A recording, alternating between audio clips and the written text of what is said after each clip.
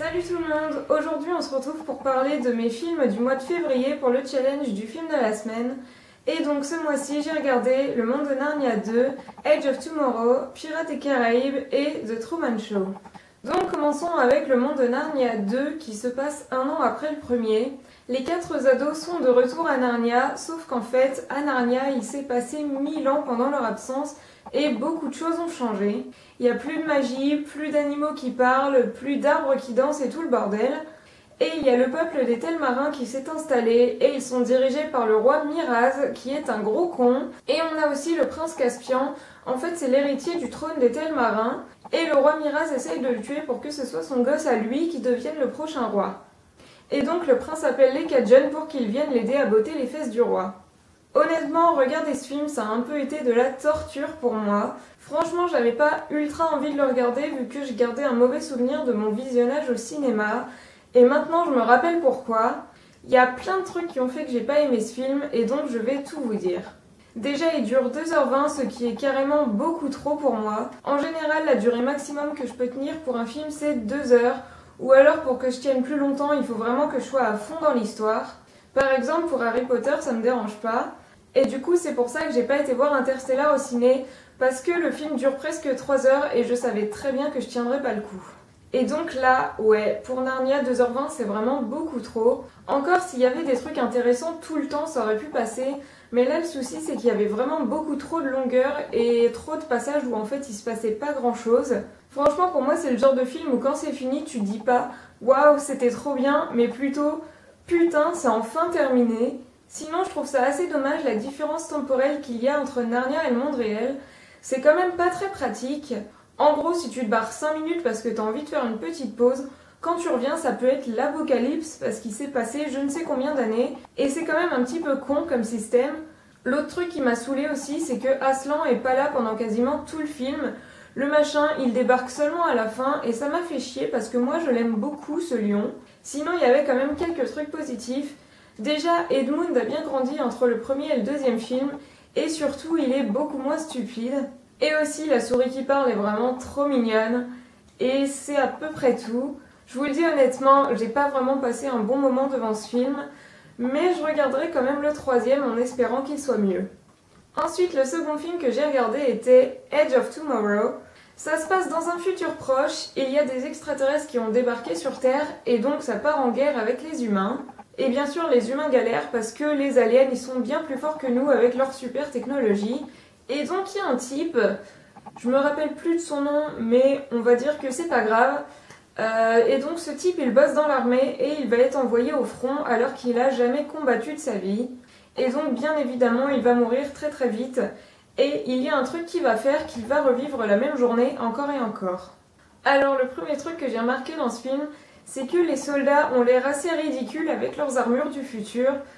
En fait, ils marchent un petit peu comme des pingouins et donc ça m'a fait beaucoup rire, j'ai trouvé ça fantastique. Les aliens sont plutôt sympas physiquement parlant, on dirait un espèce d'enchevêtrement de fils de fer qui bouge super vite et j'ai trouvé ça super original, ça m'a beaucoup plu. Dans la globalité globale du film, j'ai trouvé que les effets spéciaux étaient très bien faits, sauf au tout début où le mec meurt pour la première fois. Là, je sais pas pourquoi, mais c'était pas très beau. J'avais plus l'impression d'avoir une image de jeu vidéo devant les yeux plutôt qu'un film. C'était un petit peu bizarre. Il y a un truc qu'il faut que je vous dise, c'est que j'ai eu un petit souci avec la chanson du générique de fin. En général, je fais pas du tout attention à ce genre de truc, mais là, la musique était tellement pas en accord avec le film que je me suis mise à rire tellement je m'attendais pas à ça. Sinon, j'ai trouvé ce film vraiment bien foutu.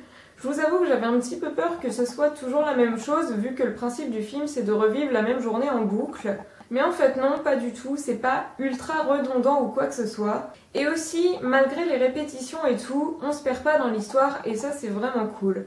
Enfin bref, tout ça pour dire que j'ai beaucoup aimé ce film et que j'ai passé un moment très agréable en le regardant.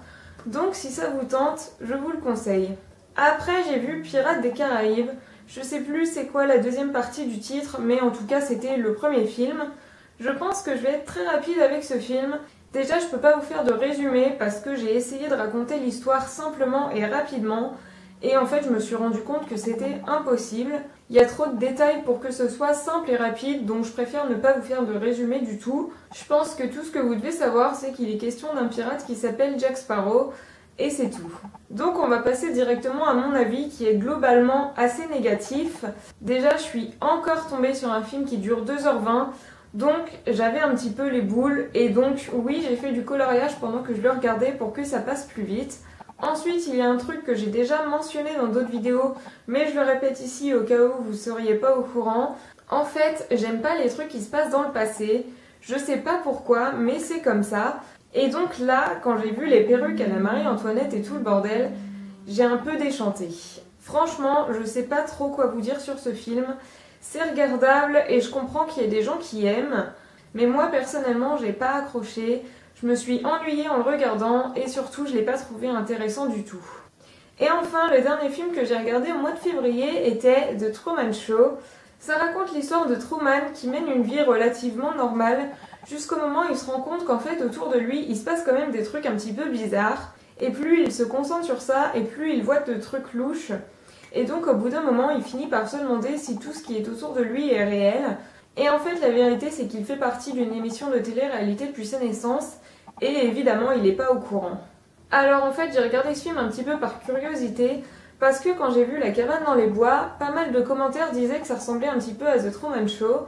Et du coup, c'est vrai qu'effectivement, on sent que La cabane dans les bois est un petit peu inspirée de The Truman Show.